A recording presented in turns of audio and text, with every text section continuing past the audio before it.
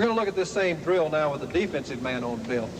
You notice if he shapes up on the line of deployment, which is the direct line between the ball and the basket, the only position the defensive man can play on him, simply because he lines up on that line, if the defensive man wants to stay between him and the basket, is directly behind him. There's no other position he can play, and that's very important, and it's something that very few centers realize and recognize. The man can't reach the ball. He brings it to his strong position, the chin position, and he looks inside.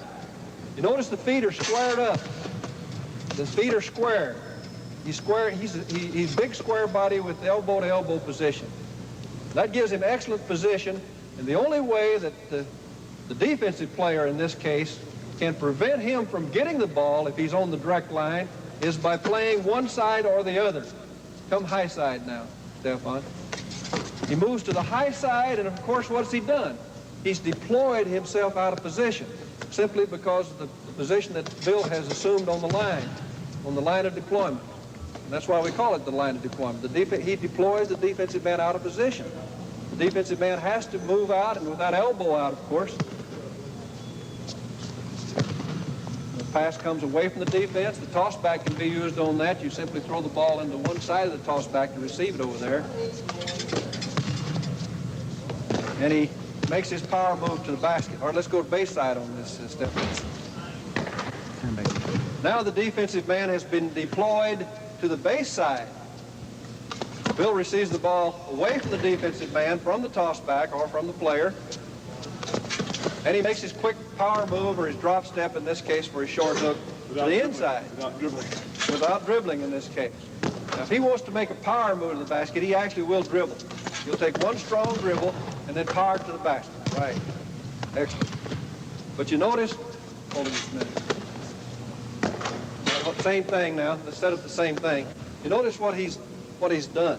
He's not going to be, see, the elbow is here. Gives him a good width to the shoulder, but he's not fouling. He's not fouling. Now, if he does this, then he is fouling.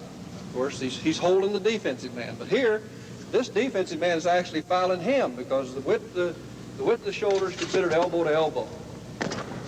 That's an excellent move, and he's deployed this defensive man out of position. High side, power move, base side, drop step with the hook or the power move, as the case might be. One of the most important things when you're playing against a guy who's trying to deny you the ball by either fronting you totally or from the side, like Stefan is doing to me right now, is to hold your position until the last minute. If you release your position, try to get the ball too soon, he can slide over the front of you and steal the ball, knock it away, or grab it himself.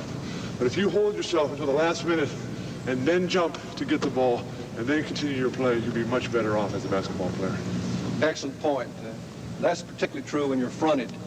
When you're totally fronted, which we intend to cover now. Stefan, step in front of Bill now, and front him. Either face guard him or side him, or however you're going to do it. Now he's fronted.